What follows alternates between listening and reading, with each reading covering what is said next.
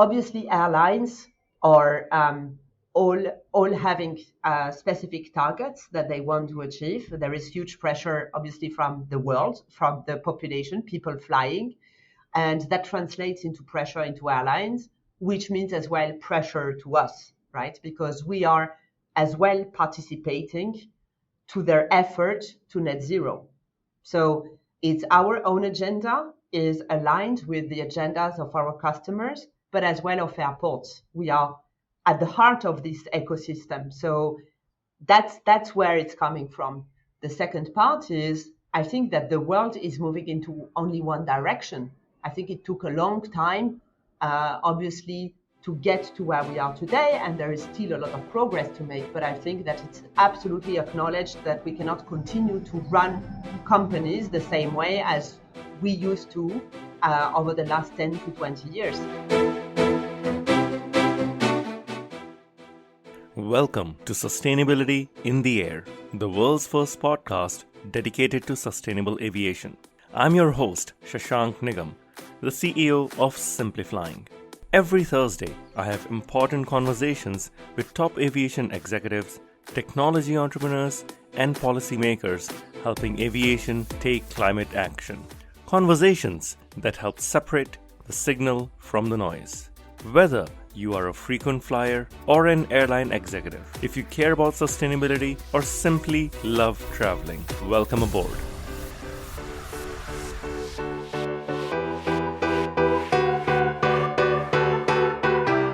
My guest today is Nadia Kaddouri, who was till recently the Chief Strategy and Sustainability Officer at Swissport, one of the largest ground handlers in the world.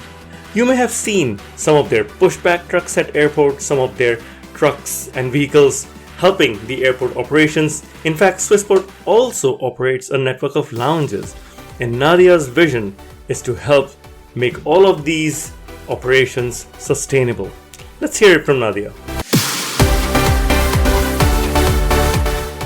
Nadia, it is such a pleasure to be speaking with you. Finally, you are our first non-airline, non-airport, non-technology guest on the podcast. So I'm pretty excited about learning everything about ground handling and beyond. A part of airport operations, I think we all see when we are waiting for the plane to take off, but we don't really know much about. So I'm curious, firstly, what is your role, Nadia, at Swissport, and how did you get here? So first of all, thanks a lot for having me. It's really an honor to be the first ground handler to speak in your podcast.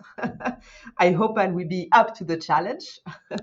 So basically, my role in Swissport is so I'm heading the sustainability agenda, but as well the strategy agenda and the fleet agenda, which makes it a very diverse portfolio, but a very connected portfolio, from building up strategy, inserting the sustainability agenda at the heart of the strategy, but as well being in charge of the execution when it comes to decarbonisation. So you have basically, let's say, the three steps that is quite unusual, I would say, to see in companies, where usually you have a disconnection from strategy and execution. But here we wanted to empower this and to make sure that we are accelerating on the agenda. That is very, very encouraging to know, because I know most strategies, I think it's up to 90% of strategy fails in execution. I just want to ask you, you mentioned fleet. When I speak with airline CEOs, fleet means airplanes. For Swissport, what is fleet? So for Swissport, it's actually more than 55,000 pieces of equipment around the globe. That's basically from cars, trucks, to actually non-motorized equipment. And this is the equipment that we use actually to operate all the flights. So this is basically what you were mentioning in the beginning, what is happening before we take off. This is interesting. Now, I recently had the CEO of SkyTeam on the podcast, and he talked about in the SkyTeam Sustainable Flight Challenge, a lot of airlines are using electric tows and electric pushback and green fuel vehicles on the ground. Is that what you're talking about? And if that's the case, isn't your job really easy because electric vehicles are here, or at least it's easier than greening a fleet of airplanes? Yeah, it is. You're right. If you compare it to obviously to the challenge of airlines, definitely the technology is ready, or at least for most of the equipment, and accessible. We have, though, obviously the challenge of the infrastructure. So being able to change from fossil energy to electric energy, for instance, requires some infrastructure changes in the airports. And that's basically the main challenge for handlers today is the collaboration, is to build up a proper collaboration model with the airports, but as well with the legislator, depending on the country we are in, to really collaborate and push the agenda together. Otherwise, having electric vehicles where we cannot charge them is not very useful, obviously. That was going to be my next question. I have an electric car, and my car plans for the charge and tells me where to go to charge. If you have a pushback tow or a catering truck at an airport that is fully electric, where do you charge it? And does that infrastructure currently exist? So not everywhere. So we are present in almost 50 countries in the world. So there are huge differences depending on the markets we are present in, and even within the markets there are differences within the airport. So we have infrastructure ready in some of them. If I pick up the example of Europe, in Europe, which is a mature market, there is more availability, let's say, in some areas in US as well. But that's obviously a more challenging place to be when we are in LATAM countries or in Middle East and Africa. However, what we see is that there is obviously we can work as well as facilitators. So since we have our own agenda, in our own decarbonization agenda, we initiate as well those conversations with the airports, and we try to collaborate as much as we can because there is no other way anyway, to really push for infrastructure changes and see as well into the whole value chain, if there are intermediate solutions. For instance, there are some suppliers that propose as well some movable solutions. We can as well invest in those types of solutions. However, it requires some space. It requires as well to really think through about the journey of a vehicle. If you are present in different terminals, without going into details, that's not such a straightforward um, solution. There is not one size fit all. It's really very incremental. It's really airport by airport that we are approaching the solutions. The way you're describing it, I am visualizing this more as a Roomba, that robot vacuum cleaner that goes from place to Yes. place, charges, and then comes back and cleans the house and then charges. It has to have access to a charging point as opposed to a Tesla, which can drive from A to B and then use multiple charging points. You have stated 55% of your vehicles will be electric. And by when is this meant to be, and why 55%?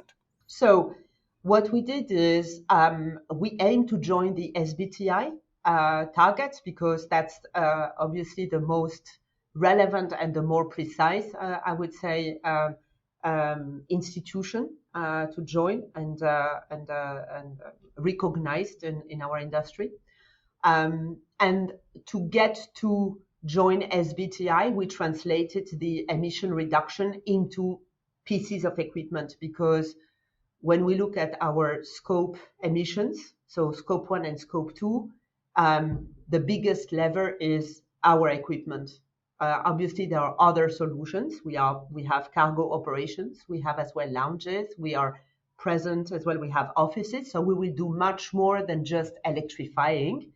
But the core decarbonization effort is going to be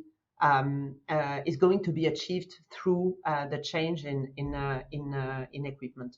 And by when is this meant to happen? 55%. So 55. So our target is to reduce by 2032 by 50. So 55% by 2032. So I'm already anticipating your next question.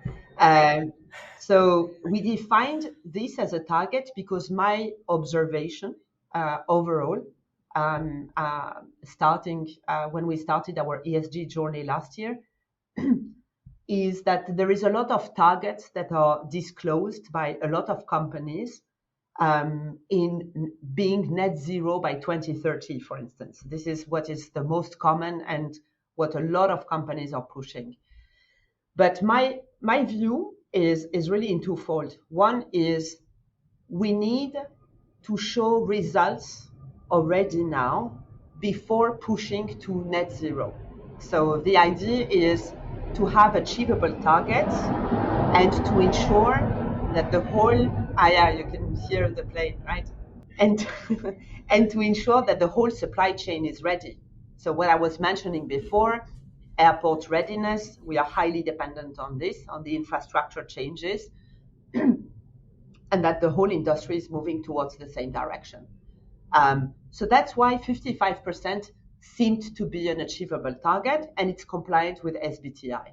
It doesn't mean that along the way, we are not going to strengthen our position.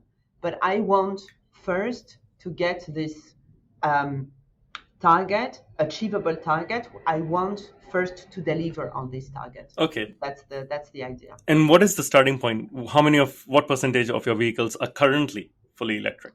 So we have 16%, 16.4% of our equipment already electric. We started already last year. So by the end of last year, and we were already more or less at this percentage. And I believe that by the end of the year, we would be around already 20%. So there is obviously a lot of knowledge ramp up that needs to happen in the company. As I said before, a lot of conversations that needed to happen as well with the airport and alignments, and a lot of discussions as well with suppliers and readiness to ensure that we can achieve on the targets this year already. This is very encouraging. So you're more than doubling, or I would say tripling, your electric fleet in the next few years. That is significant if you just look at the scale. I want to step back a little and really ask you why you're doing this. Is this a motivation by Swissport, just the company, and that we want to be carbon neutral and we want to be kind to the planet? Is there pressure from regulators based on the countries you're in, let's say in France or in Germany or in Switzerland, some of the European countries? Or are your airline customers saying, hey, we want greener operations, greener ground operations? What are the motivating factors? Why are you doing this? So I think it's the whole ecosystem. So to answer more, let's say, in general. So obviously airlines are all having specific targets that they want to achieve. There is huge pressure, obviously, from the world, from the population, people flying, and that translates into pressure into airlines, which means as well pressure to us, right? Because we are as well participating to their effort to net zero. So it's our own agenda is aligned with the agendas of our customers, but as well of airports. We are at the heart of this ecosystem. So that's where it's coming from. The second part is I think that the world is moving into only one direction. I think it took a long time, obviously, to get to where we are today, and there is still a lot of progress to make. But I think that it's absolutely acknowledged that we cannot continue to run companies the same way as we used to over the last 10 to 20 years. Now it's really about, and I think this is what I really like in ESG and where my passion is coming from. It's really about how do you reinvent your business model, in the long run.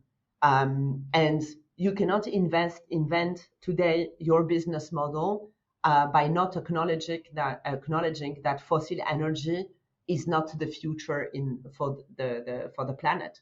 So it's really a combination. You mentioned there's pressure from customers, but I think this differs based on which part of the world you're in. In Scandinavia or Western Europe, yes, I see there's pressure from customers.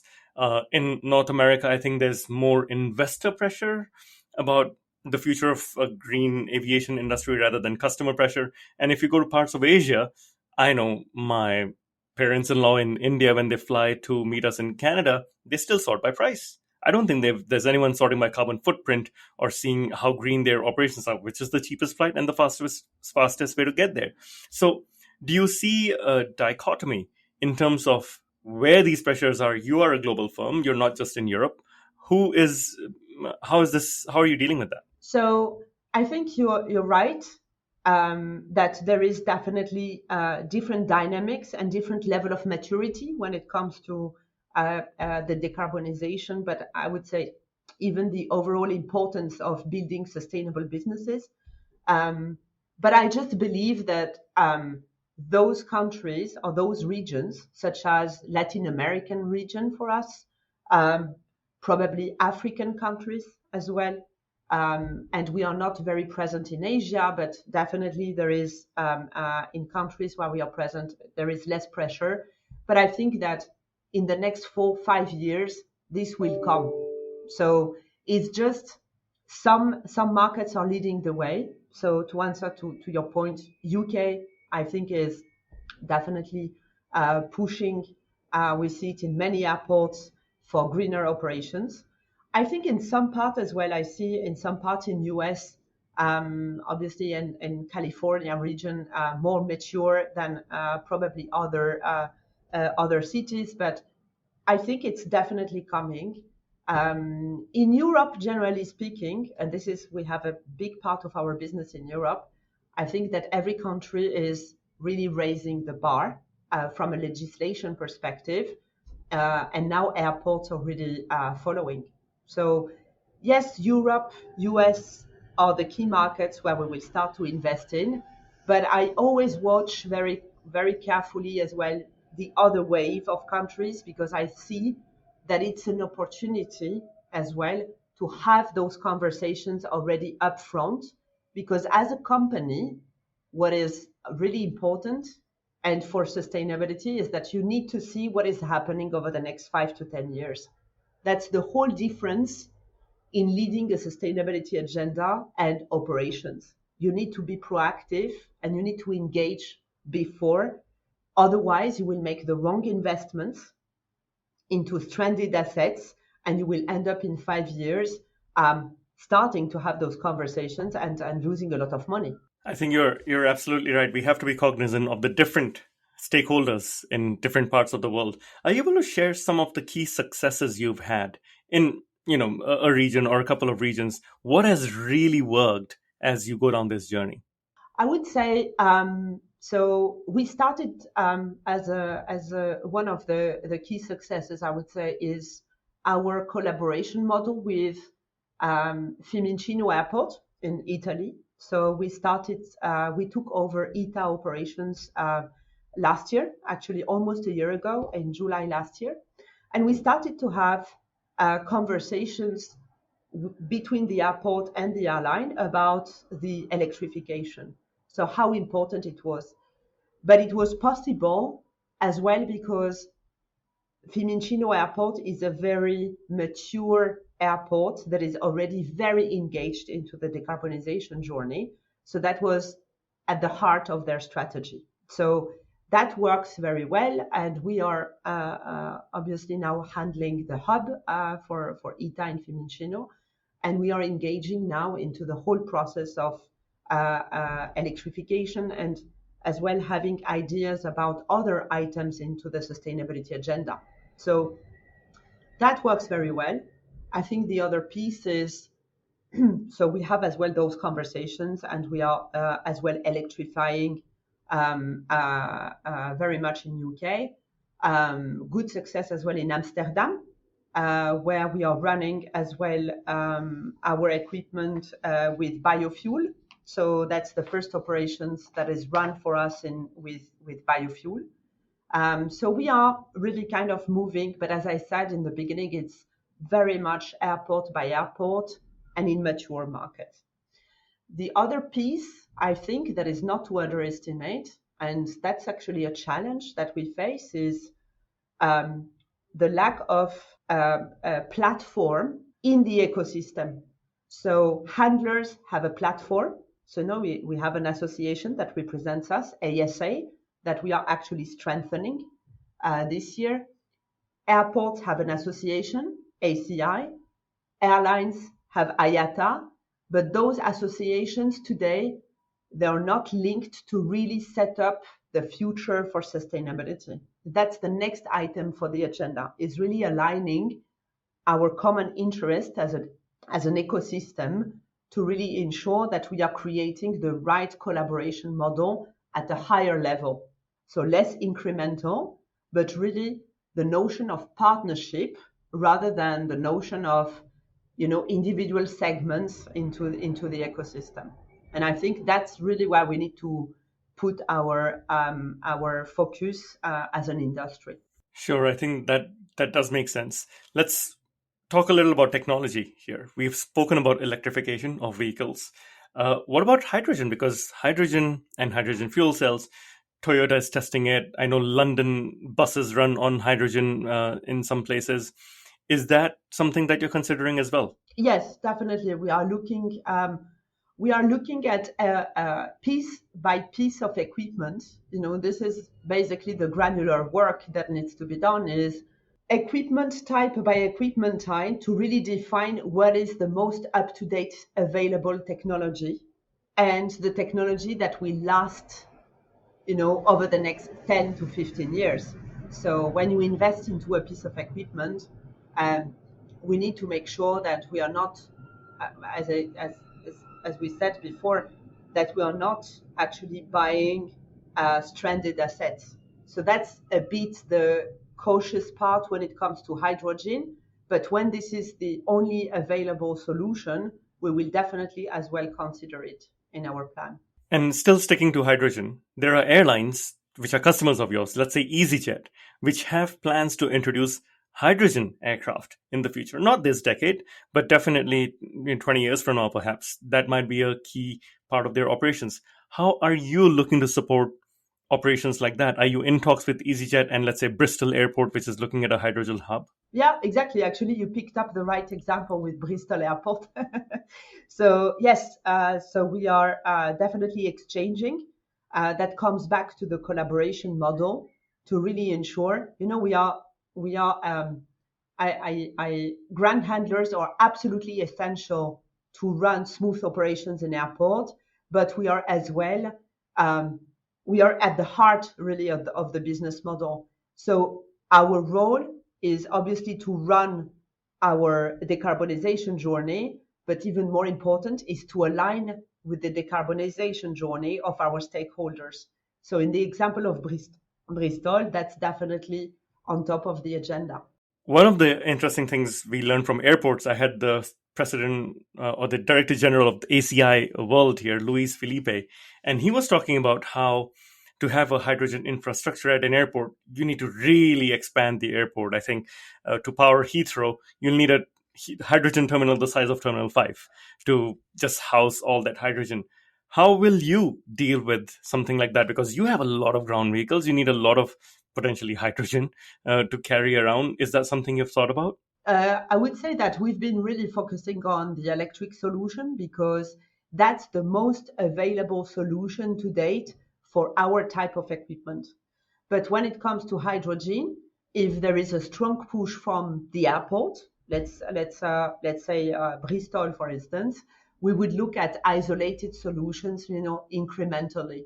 There is no such a global roadmap on this because the size of the business and the specificity sits really at airport by airport. Right. Okay, fair enough. And I think we will see how this pans out. You, of course, have a lot of cargo and logistics clients as well. How is sustainability being brought into this side of the business? So for our cargo operations, so we have more than 120 warehouses across the globe.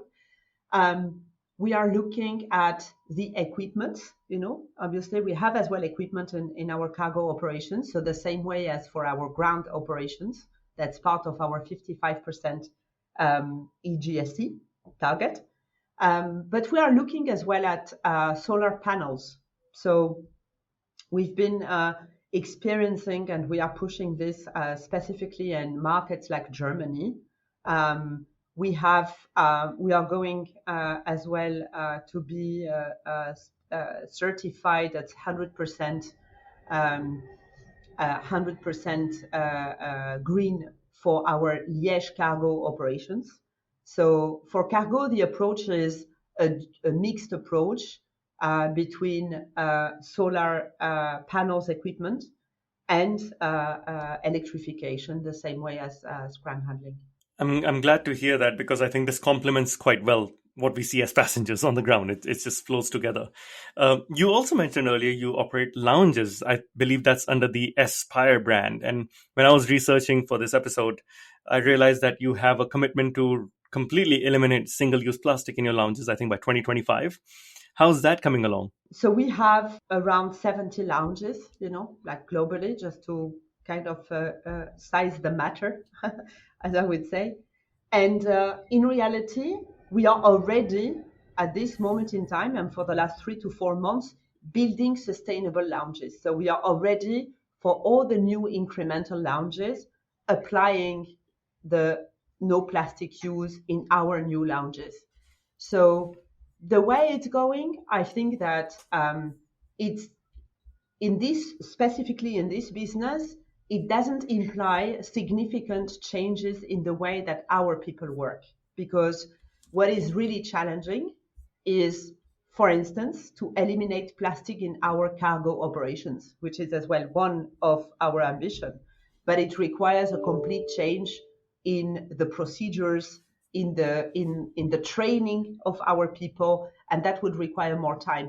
When it comes to lounges, it's simply not having plastic glasses, plastic bottles, and that's something that the public is used to. So our customers are used to that. I think that a lot of businesses are moving towards this direction, and for our staff, that's definitely a change that they integrate quite fast. You mentioned you're launching sustainable lounges. What exactly is a sustainable lounge beyond not having single-use plastic? So that could be, for instance, having more recycling, like recycling, for instance, how do you say, all the trash, right? That's really about like small, yeah. Small and incremental changes to how we operate lounges, because we obviously lease the space to the airport. So we have as well some limitations in what we can do. But in the way we operate, we can include as well a more sustainable way to work on top of no single plastic use. Right. Okay, that's very interesting. And how is it that you communicate these measures to the customers? If I'm flying and I'm sitting in an Aspire lounge before my flight, will I know what you're doing, and how will I know about it? No, so not yet, because we are not yet, I would say, really there yet. So, we started, as I said, I mean, our target is to complete this by 2025. So we still have, I would say, more than a year to complete this, and we don't want to communicate already proactively on the 1 or 2 lounges where it's actually completed. And we want to wait more when we have more traction in our network to actually communicate about what we do. That's a bit the spirit of our sustainability journey, because one of the things that I'm very sensitive to is we don't want to be called greenwashers. We don't want to be called over communicating and not really doing the right thing. For me, it's important that we do the right thing, that we prove that we are doing the right thing, and then we communicate. This is really the 3 steps. It's really important to me. Right. So I completely agree with you that you must lead with action. But isn't this green hushing then? The opposite end of greenwashing, where you're not talking about the measures you're taking and nobody knows about it. other than you and I and the audience of this podcast? Don't worry, people will know about it when it will be the right time. Um, but in the end, this is like you will always be accused of something, right? You need to choose your punishment that you are more comfortable with. And I'm more comfortable with doing what is right and not communicating enough than the other way around. Okay, fair enough. You take your. Everyone chooses their own poison. I hope the world is kinder, in hindsight. Now, sustainability is not just about environmental issues. You have, for example, signed up to the UN Global Compact, which is to combat human rights violations. Tell us a little bit more about that as well, please, Nadia. For us, being a signatory of the UN Global Compact is really setting the minimum, I would say, the red rules under which we operate. We are a people business, more than 55,000 people. So that's really the heart of our business. And every day we operate already under those rules. What I find really good with UN Global Compact is that it's a set of standards, that has this ability to align across the industry, a minimum set of standards that I call really the red rules.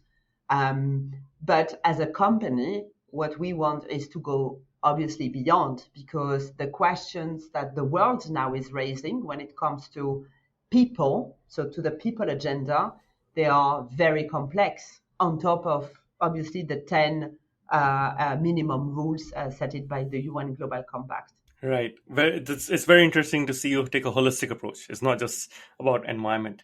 I'm curious towards the end of this interview. It's very interesting the kind of work that you're doing. It's global in nature. There's sustainability focus and beyond.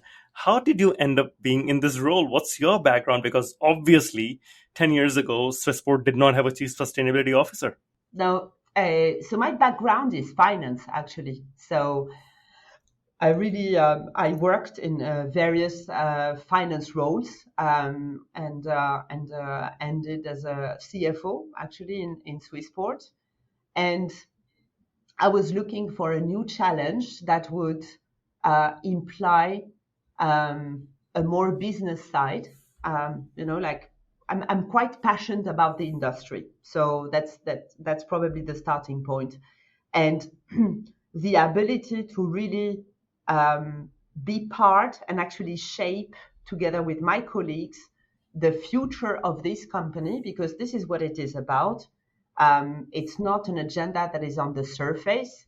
It's really reviewing how we are going to work over the next 10 years and beyond, so after my time, after my colleagues' time. And this is, for me, this is where my passion is coming from. So yes, sustainability was not working, but I think you get to sustainability with passion. So I think you need to have this passion for doing the right thing, because this is what it is about. It's doing the right thing for the planet, doing the right thing for the people, doing the right thing as well for the company, and matching all those needs together with various stakeholders, where there is quite some complexity, I would say. And coming from finance actually helped me a lot, because there are a lot of financial questions, obviously, around the ESG topic. Right. The interesting thing is you have a finance background. You were the CFO, perhaps the people who, you well, the one person who was most feared in the company, perhaps when it came to budgets and approvals. Yeah, you can ask my colleagues. Yeah. But my question is, sustainability is new to you. It is something that requires specific knowledge and a vision. Who do you go to when you want to learn about what's the latest and greatest in sustainability? For example, how did you find out about SBTI, or how did you take that decision? Are there some mentors and coaches within or outside the company that you speak with? So that's actually a very good question. So I think the sustainability matter is just generally new, right? I mean, some people have much more experience, obviously, and more experience than I have. But I think, generally speaking, there is a lot of emerging things that are coming. You see it into the changes in the legislation coming every week, I would say, if I look at our scope and our presence. There are a lot of debates, there are a lot of questions. So it's really about, I think, the way I kind of stepped up into the role, it's really about hearing, listening to other people that are more advanced. So I look up at companies with an agenda that is more advanced than ours. Actually, I have as well the opportunity to talk to companies that are in the portfolio of our private equity shareholders, like other companies, and I get inspired as well about their journey. I talk as well to a lot of suppliers because there is a huge offer as well out there of experts. I'm sure that you see exactly what I mean. So I get a lot of input. But simply, when you are passionate by a topic, you get to read as well yourself a lot of things. For instance, I listened to your podcast. I mean, I heard Thank you. definitely. I mean, I heard a lot of good things. I picked up on a lot of good things as well from your podcast, various podcasts. And this is how you build education. I think what you need is really people that are passionate about really doing the right thing. And generally speaking, if you are, if you are ready to study, let's say, and if you are ready to listen, and if you have passion, I think that you get into the journey very quickly. At least that was my case. I think what you highlight is just being humble. You were already the CFO, yet you were willing to learn from scratch a completely new field and start from zero, as my friend Sean Kanungo likes to say. You want to start from zero, and that's what makes true leaders stand apart. Yeah, exactly. And I think it's actually a great opportunity in life, to just kind of step into a topic and just get to see what is out there. And it's a perpetual learning. While I speak to you, I'm still learning, and I love the fact that I will be still learning probably over the next 5 years and over the rest of my life. We are all learning, and that's when we grow, right? So you grow or you die, you learn or you die. So I'm glad that you're learning this way, and I appreciate you opening up and sharing as well. The final question is, what gives you the most hope about a net zero future of the industry? I think what gives me the most hope about the net zero, and I would say as well, I will enlarge it into like building really a sustainable future, but as well for people, because I think we talk a lot and rightfully so about the decarbonization journey, but I think that the people agenda is really important as well. What gives me hope is people in general, like when I see the excitement around the sustainability agenda in the company, from my colleagues, from the stations, from countries, like from the population actually that we have in Swissport, the workers. When I see as well the willingness of airports, the ecosystem of pushing into the same direction, seeing as well that there are now the right framework, I would say, for investors, but as well from legislators to push into this direction. I have to say that I see that all the planets are aligned for us to actually push and not give up. So, because in the end, there is no other way. I mean, now I think that the world has pushed to an extreme where everybody realizes that we just cannot go back. Looking at what happened during COVID, there is a before and after COVID when it comes to how we work as an industry. I mean, I talk about the industry, but I think it's much larger than that. There is a before after the climate changes and all the statistics that are coming, all the great research, about global warming. I think that even in Zurich, you see global warming coming in.